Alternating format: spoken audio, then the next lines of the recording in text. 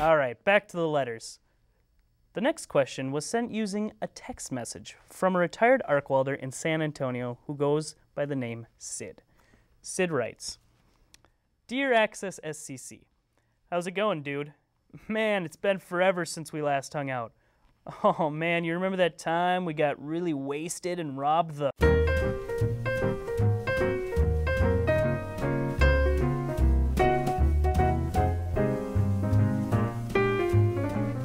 So, to sum things up, my question relates to the show Speechless on Channel 15.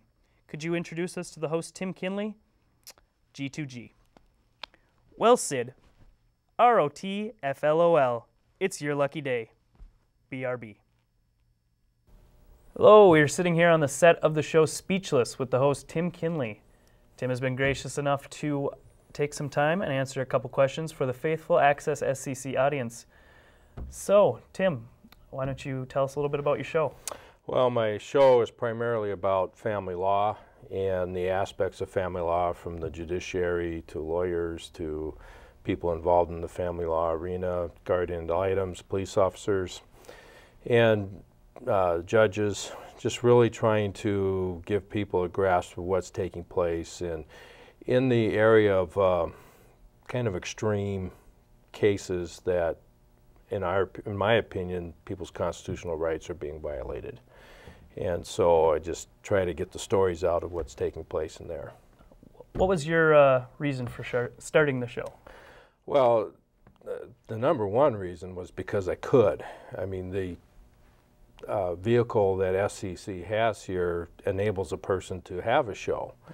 And so that was the number one reason, and being on a couple shows prior to actually having my own, got to find out about the system and really wanted to tell a message about what's taking place in our courts and in the family law system. Well, my first question when I heard about the show was how you came up with the title. So, well, that's unique. You know, you want to have a title for your show, and we were coming up with things like indescribable, or things that, words that would be would promote awe, and that's really going on, and what, you know, those type of things. And so one of our producers, Kirk Wolf's mom, Susan Wolf, came up with the name Speechless, and it was done. That just fit it to the T, and no more discussion. That was it. What are some of the main issues discussed on your show? Well, family law primarily, but we like to look into judicial corruption. I like to talk about, well, I don't like to talk about these things, it's just what's happening, but judicial corruption, political corruption, things that are happening that take away our constitutional rights, whether it's people doing it, government officials, and want to also try to help people understand what their rights are, so constitutional rights are. So, all right. Well, going off that, kind of, what's your personal motivation for the show? Well, my personal motivation was just my personal experiences and seeing what was going on in the courts for myself, and I couldn't believe it. And then getting to know a number of other people who have been through the court system, and becoming their friends, knowing that these are decent people, not trying to cause harm or just trying to live, and the government's just coming down on them as if they're criminals or worse than criminals. At least criminals get due process rights. So the primary motivation was to get these stories out and let people know what was taking place. What are some of the things you hope to do in the future of the show?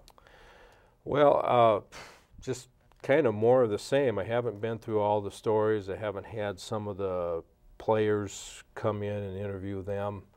So it's kind of a work in process right now. More of the same. There's new information every week, and I can't even cover all the information that I have right now. I left half the show off today. Yeah. So, what would you say to somebody considering starting their own public access show? Well, first thing I would say is do it. I mean, it's just fun, and take the classes. The people that work here, like you and Glen, Nikki, and John, and Ted, you know, they're great people, a lot of fun, easy to work with, in my mind, maybe some other people are saying differently, but it's just fun, and it's a good adventure, and it's a good experience. Even if you don't do a show, get here and learn how the system works, and it kind of demystifies the media, and you see all the games that get played, and it puts you more on a level playing field rather than sitting and, ooh, they're doing this, and you realize it's easy to do. You just get on. I'm not a talker, believe it or not, but here I talk for an hour, and you're kind of put in the position where you do it. So yeah. I would say do it. Consider that show. It's good for the education. It's good experience, good people, a lot of fun. Do you have any final thoughts that you want to share? Get a show, do a show, have fun with it, get to know people, get other people involved. You have the equipment here, the cameras to check out, and you know, I don't want to make these my final thoughts because I hope to be around tomorrow. Right. So all right. But no, thanks so much for all you guys do here and having this vehicle. It's fun. Well, thank you once again. I guess that about does it for us. I'd like to thank Tim. And remember to watch Speechless every Thursday night at 8 live on Channel 15. Back to you, Glenn. Damn fine reporting, Glenn. Damn fine. I would like to thank Tim Kinley once again for that interview. We'll be back after this short break.